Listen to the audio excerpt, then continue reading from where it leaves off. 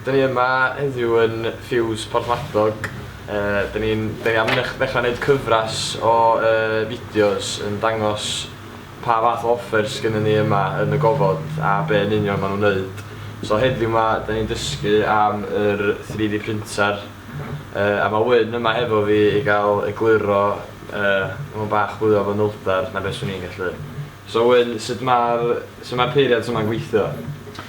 Wel, proses gweddol syml, ia. So mae gennym ni plastig, a mae o'n tynnu hwnna drwy'n ar y deg, toddi fo, a wedyn gwthio o drwy twll bychan, fa toothpaste, ac yn gosod o i lawr i greu y model.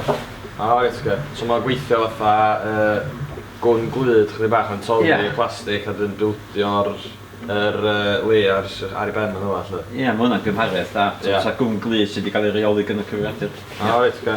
A pa fath o bethau ydych chi'n gwneud efo'r peiriant yma? Bo math o bethau hwyliog. Wedyn ni gael modela yma, jyst lawr lwython nhw ar y we. Ond peiriant defnyddiol iawn i prototypio ac i datblygu cynnyrch a pethau newydd. Dwi'n gweld sydd pethau'n ffitio fe'i gilydd sydd mae pethau'n teimlo'n y llaw ac yn y blaen. Ac wedyn, am bod y mor hawdd ac y mor sydyn, mae'n hawdd datblygu pethau wedyn. Fi'n allan beth sy'n mater efo brytio newydd allan. A pa feddalwedd ydych chi'n iwsio i gael creu ar y 3D printer? So, mi fedri di, fel dwi'n dweud, cael modelad ar y we, pethau mae pobl eraill wedi greu.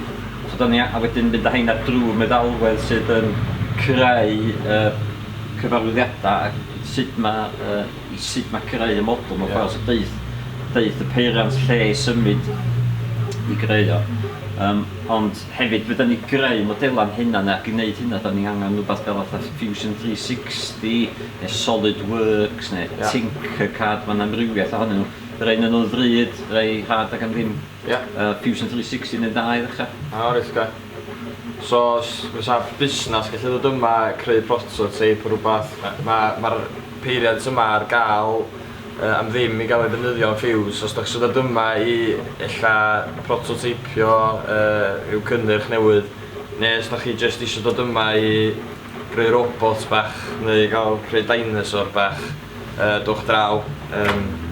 Mae'r gofod ar gael ddefnyddio rhad ag am ddim.